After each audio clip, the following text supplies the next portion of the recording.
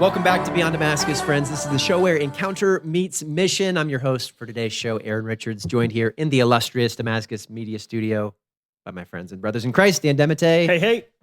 And Brad Peerin. Yes, I knew your high five was going to be so strong that I set my tea down. That is a wise choice. I would have spilled it on myself. I pride myself on strong high fives. Aaron, I've noticed throughout this high fives season, the bracelets on your wrist as we're doing high fives, they continue to grow. Where are, like, these are magnificent. I'm feeling family. I've made the decision that as I get older, I can wear strange bracelets that my daughter gives me without any fear of being judged. Yes, that sounds good. So this one says, Dad of me. That's a good one. Yeah. And this one has a little eyeball bead on it. Well, because my daughter Felicity's eyes are blue. So she says, this is my eye. I thought you were going to say because she said, I'm always watching you, Dad. I was like, oh no. So Beyond Damascus is the show where encounter meets mission.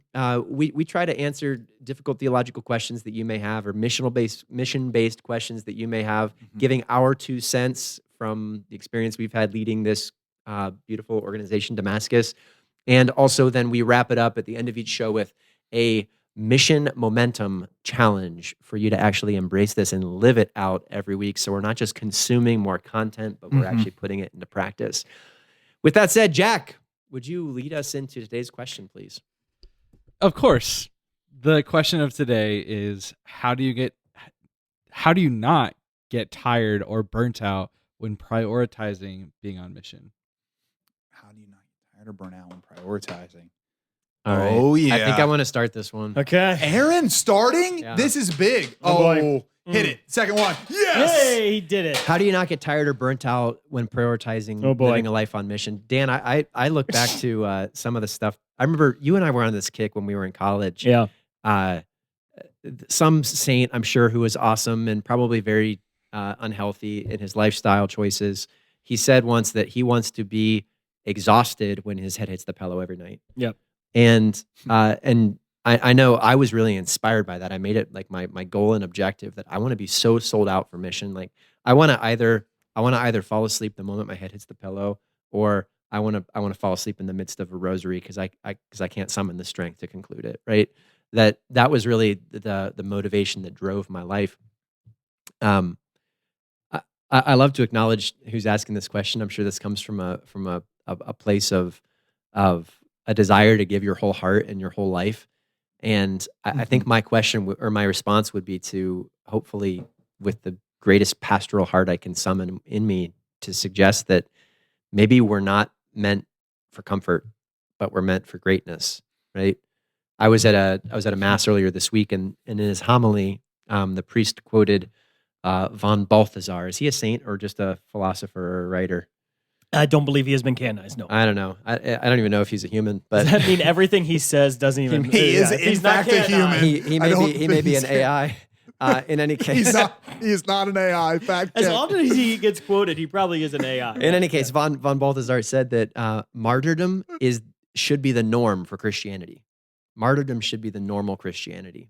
And the comment that he made in the course of his homily that just really stuck with me, I've been praying with it this week, was that Christian martyrs, we want to be Christian martyrs. Christian martyrdom is easy to give your life in one moment, and it's very, very difficult to give your life in ongoing daily moments.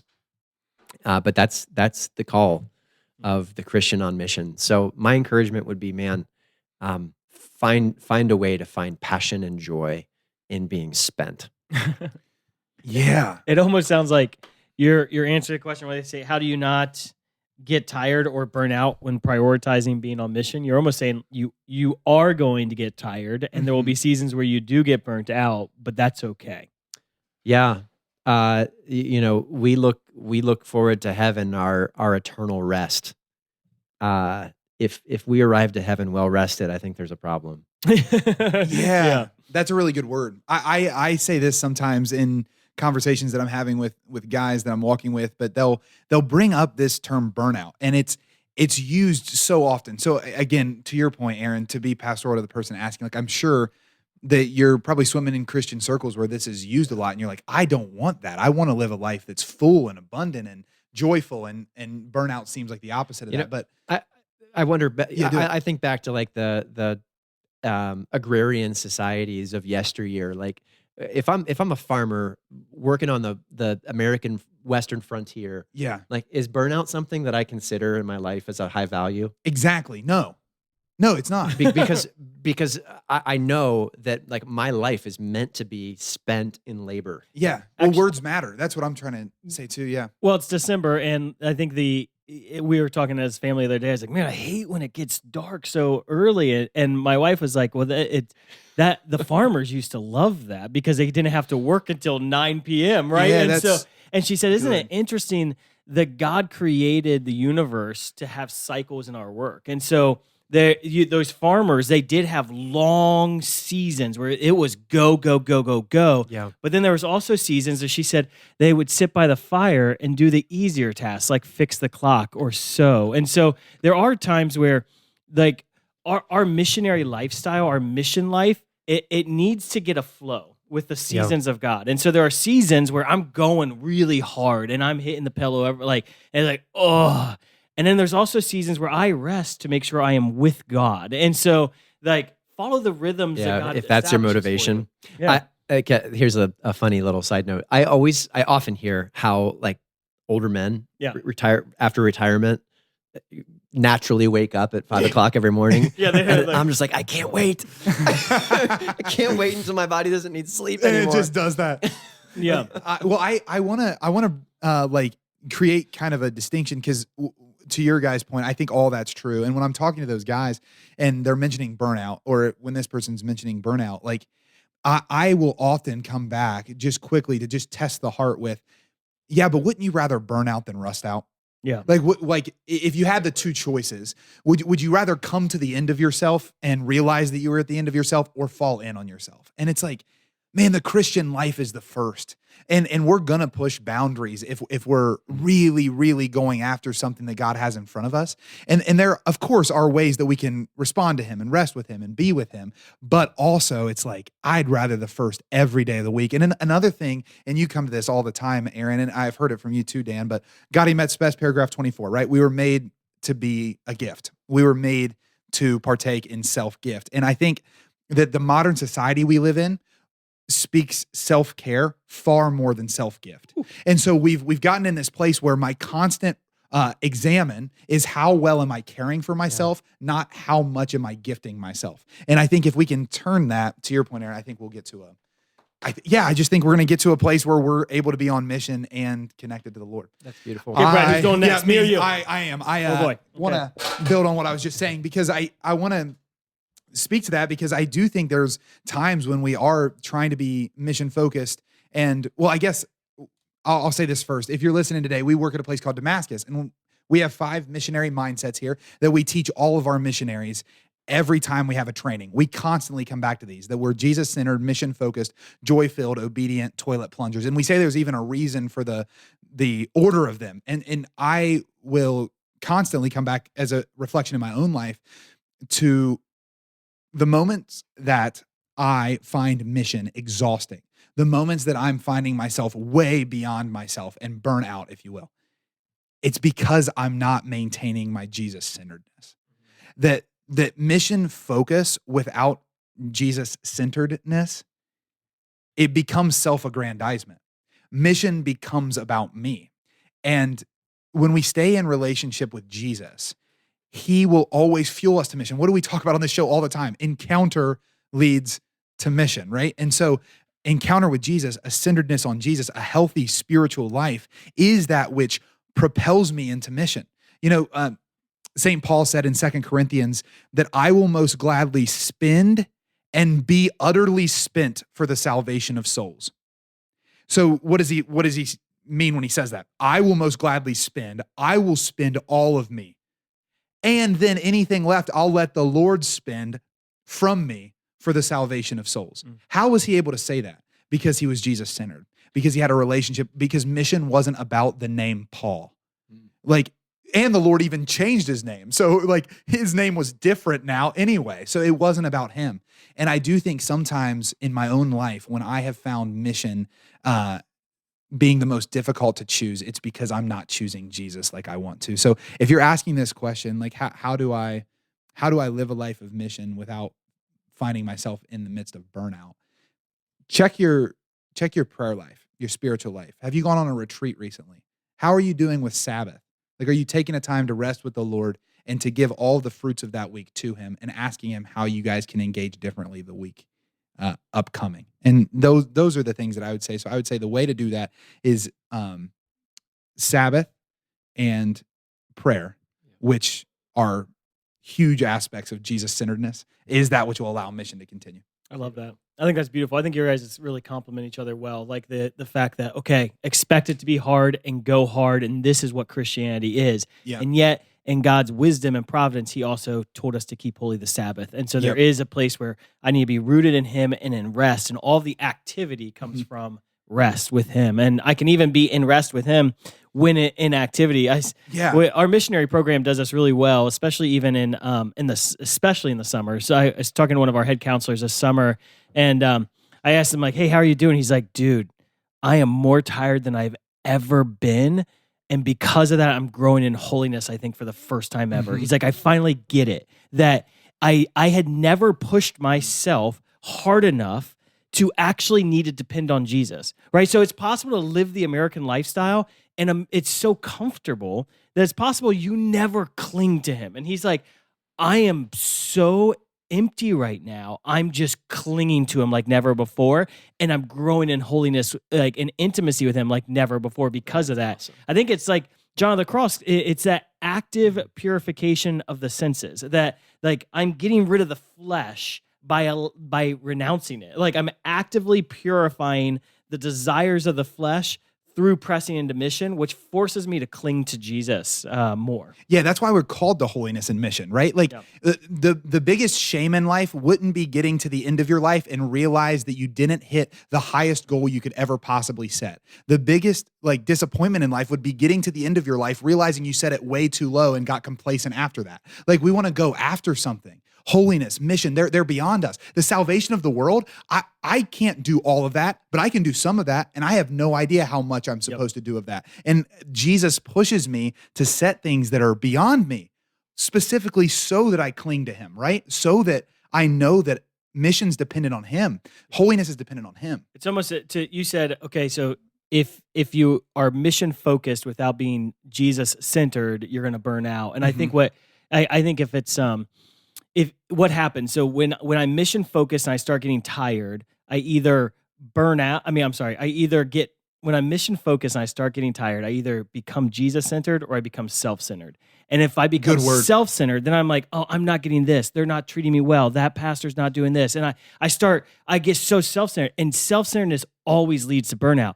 But when I'm mission focused, I'm getting tired. If I become Jesus centered, I find the grace sufficient for that time of need, right? That His strength is sufficient in our weakness. And so I have to go to Him. I can't go into myself. Yes, I will most gladly spend and be utterly spent for the salvation of souls. Yeah, you can say that whenever it's Jesus-centered and not self-centered. Just a little caveat on that. It's also then the responsibility of the people who are supervising your area of service, right? To make sure that you can be healthy. Yeah, sure. Right? Because that takes a tremendous amount of trust.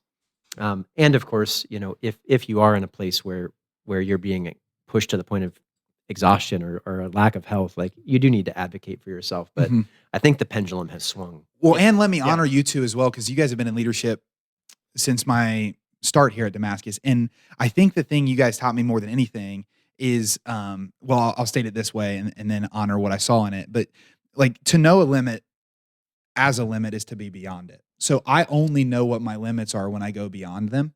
And you guys gave me such a confidence in myself that I routinely went beyond my limits. But then you were also open when I came back to you to saying, okay, now we see that as a limit. How can we scale back and make that possible? And I want to just encourage everyone listening, like go beyond some of your limits. Don't be scared that you're not sufficient, because we're not sufficient without His grace. And when we get beyond it, we can begin seeing, like I never tell someone that I'm too tired unless I realize at what point I think I crossed that threshold. And if you never cross that threshold, I'm just sad that you might not live the life abundant that you were made for. And you guys, I think, did both, where you allowed me to push it to where I was like, well, that's way past where I can go for the rest of my life. And then you guys helped me see, though, don't go and swing the pendulum all the way back to where you just rest for the rest of life. But where is that line at? How do you maintain it? Because that's where holiness and mission will flourish.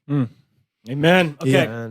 My 2 cents. How do you not get tired or burn out when prioritizing a life on mission? I think for me, I want to be deeply connected to Jesus's heart for his people. And so my deepest desire is that I would live like Jesus and love like Jesus. And so the more I have Jesus's heart for his people, the more the grind, or it actually isn't hard at that point. Like, it's like, how does a parent not get burnt out and not just leave their children? Well, it's because of love. Love motivates the late night. Love motivates the sacrifice. And so when I'm feeling burnout, when I'm feeling like I just don't want to do this anymore, I just turn to Jesus and I start begging for his heart for his people. And sometimes I have to do active things to have his heart for his people. I know that I have Jesus's heart for his people way better when I'm doing daily intercession. And if I'm not praying for the salvation of souls, if I'm not praying for those who are living under the dictatorship of communism, if I'm not praying for the poor and the suffering, my heart's just not as sensitive. I become selfish. And so intercession, talking to the least of these, right? So like praying with his people really sensitizes my heart, because there's nothing that sensitizes me to want to keep going when someone's crying in front of you and just begging that Jesus would lift their anxiety. Like that, just like I want that for you too. And so talking to the poor and relating with the poor and suffering, praying with those at our parishes and in our lives, like allowing Jesus's heart to be our heart, it keeps us going, because love allows us to love. Love allows us to do supernatural things in our everyday life. That's awesome, Dan. It is. I just want to honor you, Dan. I think you're so true to that. You're one of the more motivated people I know, and it's been amazing for me to see how that comes from that engine. Like, it doesn't come from an engine that is self-seeking or whatever other engines it might be. I do see that. Do you like was there a time where you realized those were the ways that your heart was activated, or was it just by getting out there and doing it? I wonder. When I was 18, I got a tattoo of the Sacred Heart of Jesus on my arm. Oh. Yeah, and so maybe just That was the tattooing- defining moment. Just tattooing Jesus's heart. No, I think there were. You heard it here first, folks. Everybody get a tattoo of the Sacred. I'm just kidding. It's so funny. I think I used to be I was so arrogant when I first came into the faith. I was so theological, and I loved the fact that the Catholic Church was the pillar and foundation right. of truth. Yeah, Yes. and I was like, I'm right because the church is right, and like, let's go evangelize. and it wasn't very effective. What did you used to wear on your wrists during that time, Dan? I don't know. Are you? Did I wear something? That's on when my... you had like spiked collars. Oh yeah, no, I did. I was a Grunge punk face? rocker as well. Yeah, spikes, all kinds of stuff, and because I was anti-world, anti-culture, and I'm going against the grain. but I think I don't know I don't think there was a moment, but I do know that I thought it was childish when I first came to believe that everything goes back to love, and everything goes back to the simplicity of how well can we love, and how holiness is not doing, it's becoming. And the goal of the spiritual life is that our heart would become Jesus's heart, and that we would love with the heart of the Father. And so I don't think I'm actually all that great at it. I think I'm Really? much better at building ministry programs than I am someday of just loving the person in front of me. But I go back to that, because that's what I desire in my spiritual life. It's what I desire in my apostolic life, and I'm not there yet. And that's kind of that's a nice thing. It's a journey, but if I was there, then I'd probably become arrogant and then not be there anymore. So Yeah, that's good. And then just to affirm that too, Dan, that as you express that desire, like whether it comes easy or not, that inspires others. Yep. Yep. When I'm just so motivated because of the way that the Lord's worked in our lives here at Damascus, all three of us to commit here, I just regularly get asked, like, what has allowed Damascus to flourish? Like, what's been, and I constantly just go back to that we've stayed, that we haven't gone and built something like as Dan or Aaron or Brett, but like there's this this way that the Lord, I think, has invited us into humility. And I think that's where I'm wanting to get at for anyone listening, is just like humbly submitting yourself to something that's going to outlive you is one of the best ways to not burn out. It's like, I am going, like, maybe that's your family, maybe that's the ministry you're working in, maybe that's the financial resource you want to have so that you can bless the church in your local area. Like, I just think that is such a beautiful, merciful invitation from God is, hey, would you humbly submit to something bigger than yourself? Would you just humbly set yourself to the side, not because you're irrelevant, but because I want you plugged into the whole? Would you humbly do that so that I can do something bigger than I could do with just you? And like, I think if our church would get into that, burnout would be less, and motivation, zeal, all that stuff would be more. Yeah, Love it. That's a huge point. So we get to share in the course of our 2 cents kind of how the Lord's spoken to us, and I'm excited for the next part of the show. We always get to step into now our mission momentum, and I'm excited to hear where each of you guys go. These are now our challenges for you about, okay, if you want to take this seriously, how do you live it? Yeah, Who wants to kick it off? I can, because mine's really simple and it ties into my 2 cents. I want to encourage anyone listening to just go daily to that verse in 2 Corinthians. I will most gladly spend and be utterly spent for the salvation of souls, because I think when we go to a verse like that and we allow ourselves to think, what was Paul saying? Like, how was he saying this? From what heart was this coming from? It begins to develop a heart in us to do things more than we thought we could before. So I think this week, if we can just, for maybe 5 minutes a day, just whenever, just read that verse every day and just ask the Lord to highlight something about it. Because I remember when I first came across that verse, I spent time with it and it changed my life, because I just saw a different perspective, a perspective of someone who was all in, and it gave me the motivation to want to be all in. And I think that'll be something that can stand against burnout. Beautiful. Mine is, if you're experiencing burnout or exhaustion, to assess your time, assess your schedule, and see where it is that you're spending your attention, right? A real simple example for this. So I'm charged with speaking on an event we've got coming up this weekend, and I've been really diligently like conversing with the Lord and preparing for this over the last week or so. And last weekend, when I sat down with him to think about this, he said, "Hey, I want your whole heart focused on this week. We're going to explore this together. So I want you to cut out some distraction." So he identified like the time of consuming media at the end of the day, that was something he just wanted me to say, okay, hey, this is all well and good. It's well ordered, but this week we're going to fast because I want to keep your focus and attention on this thing. So submit yourself, like allow the Lord to be the Lord of your schedule, and nothing's off limits. If there's a time of rest that you're being called into, great. Like, enjoy a video game with your family or friends, enjoy a good book. But if there's a deep time of mission that he's calling you into, trying to do both those things at the same time might lead you to a place where you just don't have time to thrive. Good. That's awesome. I would say if you're experiencing burnout, mission momentum this week would be to reconnect with the suffering of humanity in some way. So if that is intentionally driving someplace where you'll see the homeless and talk to them and get to see them, or if that's someone you've been avoiding that is suffering, just reconnect with them and spend time with the suffering Christ, and pray that the Lord would sensitize your heart to that. That's really great. I also, just if you're listening, you're like, what was that verse? I couldn't remember it offhand, but 2 Corinthians chapter 12, verse 15. That's where you can find the verse I've been talking about. Nice. You guys both used the word sensitize today. And is that right? As you did, I can't help but hearing tenderize. Oh, so I see this little hammer, like the meat tenderizer. Yeah, making a steak. When you get like a flank steak. Right, I'm changing my mission momentum. If you're experiencing tiredness and burnout, make yourself a great tenderize a steak and just rest with it, and then you'll learn how to rest with something that is good, and then take that into your prayer life. Fast and feast, Remember, we're not just the people on mission; we're a show on mission. I just want to invite you a little bonus mission momentum this week to please subscribe to the show and share it with someone who you think it might be valuable to. Remember that we have a donor here on Beyond Damascus who has pledged $10 in support of our flagship program, Catholic Youth Summer Camp, this season. This is our last episode of this season. If there's anybody who you think could benefit from this show, encourage them to subscribe so that we can send a kiddo to camp. All right?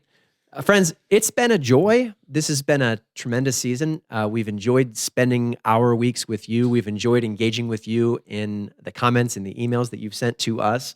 We're going to be back again soon. And when we do, we want to be ready to answer some of the questions that you may have. So please, whether now or in the future, send your questions to beyond@damascus.net or engage with us here on social media, wherever you might find us best. Until next time, please remember that Mission makes sense. Yeah, it does. We'll see you again soon. God bless.